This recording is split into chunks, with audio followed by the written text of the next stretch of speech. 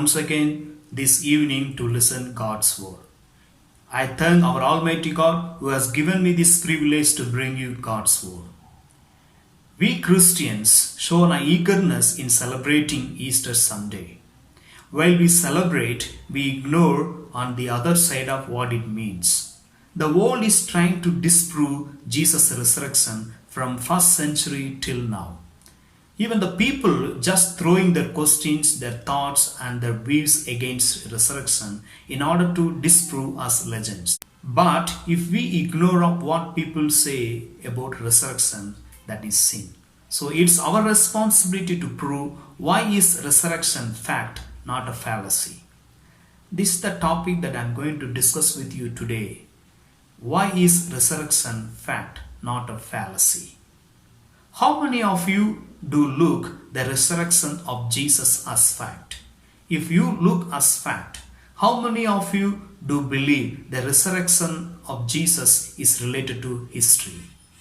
If you believe, how many of you would like to carry this resurrection message to our world and the people? With this idea, I would like to turn our attention to one of the Gospels, Mark chapter 16, verses 1 to 8. I find theme in this way. The resurrection is fact, not a fallacy, because it is proved by the empty tomb, the angelic message, and the eyewitnesses. The purpose of bringing this sermon is to present the risen Christ to the world and to our people. This chapter 16 is talking about the resurrection, and also it is the last and least chapter of Mark's Gospel. This Gospel is shorter than the other Gospels. Mark planned to design Jesus' story within few materials which would contain in 16 chapters. Likewise, he also planned Jesus' resurrection story within 8 verses in chapter 16. The evidences Mark recorded concerning resurrection are 3. They are very clear and strong. He felt these evidences are enough to reach out the Roman world as well as the present world. So let us see what the evidences are. In verses 1 to 4 we can see the evidence is the empty tomb. In verses 5 to 6 we can see the evidence is the angelic message. And in verses 7 to 8 we can see the evidence is the eyewitnesses. Let's come to verses 1 to 4, the empty tomb. Verse number 1 says, when the Sabbath was past, Mary Magdalene and Mary the mother of James and Salome bought spices so that they might go and anoint him. The word Sabbath means the rest. The Sabbath for Jews on Saturday, the 7th day, and it officially ends by evening at 6 o'clock. So when the Saturday was over, verses 1 and 2 say, Mary Magdalene and her friends very early on the first day of the week went to the tomb. The phrase the first day of the week means it's on Sunday. So they went to the tomb on Sunday early morning before sunrise. They went there with the spices so that they might anoint the body of Jesus. It shows they didn't believe Jesus' resurrection. Otherwise, why would simply they buy perfumes? When they went there, verses 3 and 4 say, they saw the stone had been rolled back from the entrance of the tomb.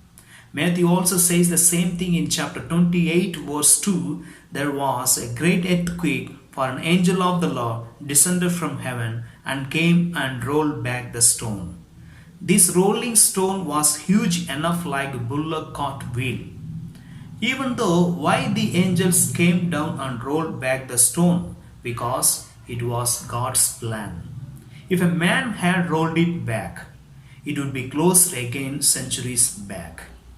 But it got closed by sending his angels. That's why even after centuries passed, it's still an open as evidence. The tomb where Jesus' body was buried, related to rock-cut tombs, means it was not built by hands, but rather it was drilled on rocky mount and made as tomb. These rock-cut tombs were located in 2 places. One is west side of Jerusalem temple, and another garden tomb is in north side of Jerusalem city. John says in chapter 19 verse 41 in his gospel, Jesus was buried in the garden tomb. So some scholars say that this tomb would probably have belonged to a secret disciple of Joseph from Arimathea and his family. So Joseph gave his family tomb as new to bury Jesus' body. That's why till today no one was buried there. It became an unusual tomb and is still existing in Jerusalem as an amazing historical fact to the world because it's opened by God Himself. My dear brothers and sisters, more than this, what do you want to believe Jesus' resurrection? God spectacles this empty tomb in Jerusalem to the entire world as a great evidence of Jesus' resurrection. We have to believe it. We can't deny and escape. Let's come to verses 5 and 6. The evidence is not only the empty tomb but also the angelic message. Verse number 5 says very clearly, "And entering the tomb, they saw a young man sitting on the right side, dressed in a white robe, and they alarmed. When the women entered the tomb, they didn't find Jesus' body there, but rather they saw a young man in white robe." Luke also says in chapter 24 in verse 12, "They saw two men stood by them in dazzling apparel." Of course, the women might not be able to see them properly, whether one or two angels, because of their dazzling garments. The question is why the angels should appear there in the tomb? Because only the angels saw what happened in the tomb, or how the resurrection of Jesus occurred in the tomb. No human eyes, including the disciples and the gospel writers, seen that. Since the angels saw the God's action in the tomb, they testified the resurrection by appearing as young men to the women. When they saw that, what they listened from them, verse number 6 says, "And he said to them, 'Do not be alarmed. You seek Jesus of Nazareth, who was crucified. He has risen. He is not here. See the place where they laid him.'" The phrase "he has risen" in original language in passive tense. So the reading is "he was raised," means God raised him. So the highlight news in angelic message is this. This is the heavenly revelation from God. So the angels proved this heavenly revelation by telling in verse number 6 in last part, "See the place where they laid him," means the same person who was crucified and died and buried and is alive again. So this is a strong confirmation of Jesus' resurrection by the angels to the women, because the resurrection is the pivotal point of their faith as well as our faith. The Bible says very clearly in 1 Corinthians chapter 15 verse 14, "And if Christ has not been raised, then our preaching is in vain, and your faith is vain." Our faith is valuable now is because of Jesus' resurrection. And this resurrection, which no man saw, is believed by man, is because of angelic message. My dear brothers and sisters, God sent His angels with resurrection message to the people in first century, to the apostles and disciples. And they believed it. It's not only the angelic message for the disciples and apostles in first century, but also for you and me to believe Jesus' resurrection is fact, not a fallacy. God sent His angels and proved the resurrection of Jesus is fact. Let's come to verses 7 to 8. The evidence, not only the angelic message, but also the eyewitnesses. Verse number 7 says very clearly, "But go, tell his disciples and Peter that he is going before you to Galilee. There you will see him just as he told you." Where he told them. In chapter 14 in the same gospel in verse 28 we can see, "But after I am raised up, I will go before you to Galilee." The question is, why Jesus wanted them to go to Galilee.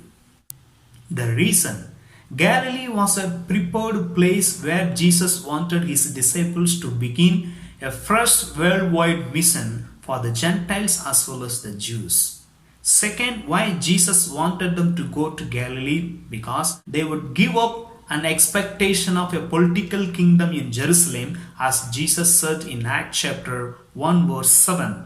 It's not for you to know times or seasons of the kingdom, that the Father has fixed it. Moreover, in verse number 7, the phrase, "But go, tell his disciples and Peter," clearly means the women were the first eyewitness of Jesus' resurrection, even before the apostles. They were charged by the angels to tell his disciples and Peter. Peter's name specially was mentioned here because he was in the need of reconciliation for having denied Jesus. But the question is, did they tell the disciples? Verse number 8 says very clearly, "They went out and fled from the tomb, for trembling and astonishment has seized them, and they said nothing to anyone, for they were afraid." The words trembling and astonishment in original language express that the normal state of women's mind is thrown into the state of blended with fear and astonishment. In other words, they were happy of Jesus' resurrection, but on the other hand, they were afraid of that something would harm them. Matthew says of that something in chapter 28 verses 13 to 15. That is, the Roman soldiers were instructed by chief priests to tell lie that Jesus' body was stolen by his disciples. That's why these women said nothing to anyone, but their silence would no longer be continuing them. They boldly told his disciples and Peter so that they could carry the resurrection message to others as eyewitnesses. That's why Peter could say in Acts chapter 2 verse 32, "This Jesus God raised up, and of that we all are witnesses." My brothers and sisters, the resurrection message was declared through the angels to the apostles and the disciples in first century. They were the eyewitnesses because they were the ones who received the news directly from the angels. And they passed to next generation. And that generation passed to another generation. And at last it came to us with a written form. So it's our responsibility to declare the resurrection message to our world and our people.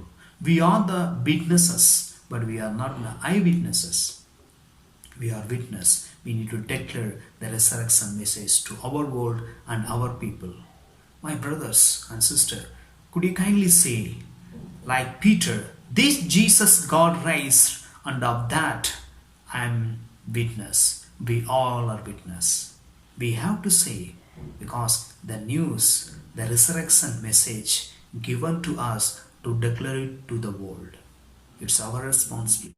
We have discussed 3 evidences of why is resurrection fact not a fallacy. The first evidence is empty tomb. Second, the angelic message. And third, the eyewitnesses. Therefore, my dear brothers and sisters, let's all be the witness of Jesus' resurrection to our world and our people. So thank you so much for